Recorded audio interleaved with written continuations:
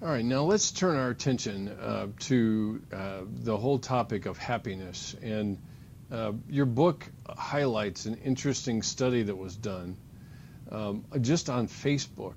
And you will see in figure 37.3 where the most positive moods tend to fall. As you can probably guess, Monday, Tuesday, Wednesday are the lowest of the happiness factor.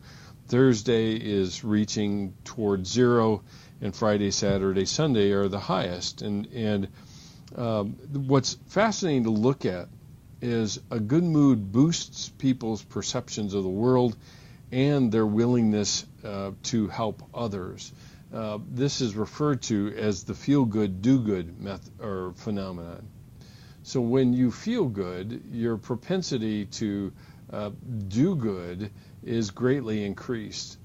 And so it makes sense that one oftentimes builds on the other. Mood-boosting experiences make us more likely to give money, pick up someone else's dropped papers, volunteer time, and do a variety of other good deeds. After decades of focusing on negative emotions, psychologists are now looking at and exploring the causes and consequences of subjective well-being and what we can do to actually facilitate this well-being without perpetuating or looking at kind of a Pollyanna point of view, if you will. And subjective well-being in this case is defined as self-perceived happiness or satisfaction with life, and what impact it has, satisfaction with life, and what it actually has. What you will see really over the course of a single day is generally the pattern of variation from the average levels of negative and positive emotions. That's what's portrayed here in this little diagram. So you see time since rising hours-wise, and negative emotion versus positive emotion, and how this actually impacts happiness level and what happens to people actually within it.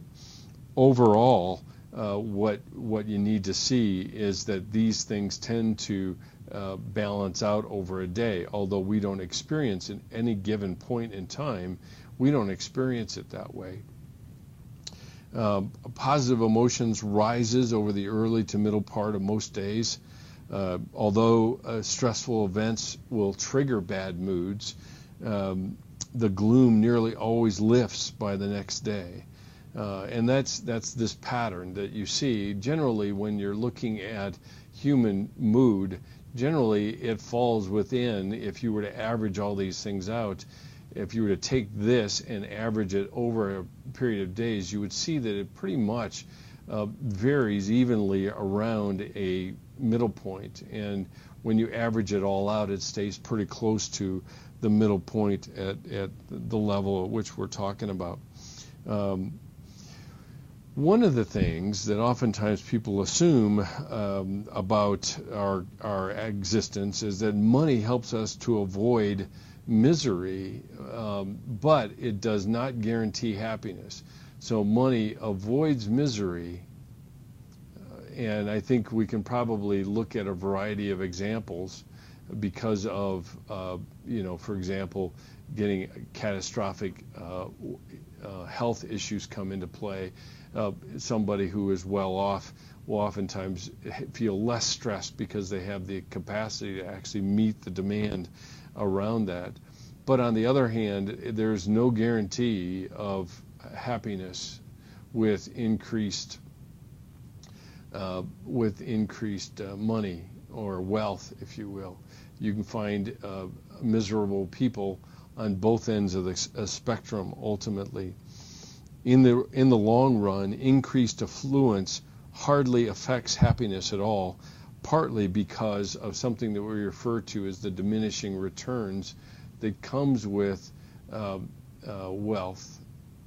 And that doesn't mean that you spurn being wealthy, but there's a certain point in time where wealth gets to this point where it really doesn't guarantee much beyond that point when it comes to happiness. As a matter of fact, with increased wealth, oftentimes expectations rise, and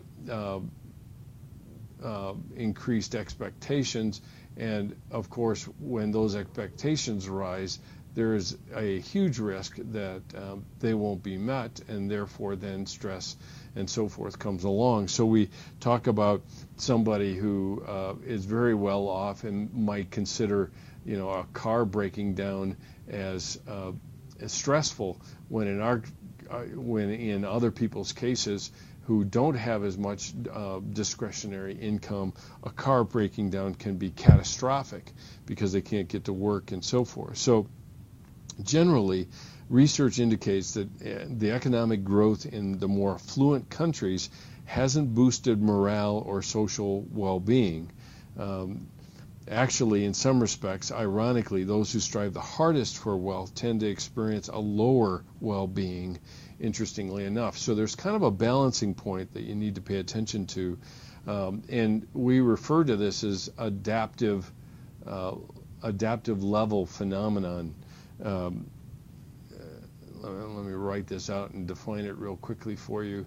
When we're talking about well-being and happiness and so forth, adaptive level phenomena describes our tendency to judge a variety of stimuli relative to those we've already experienced.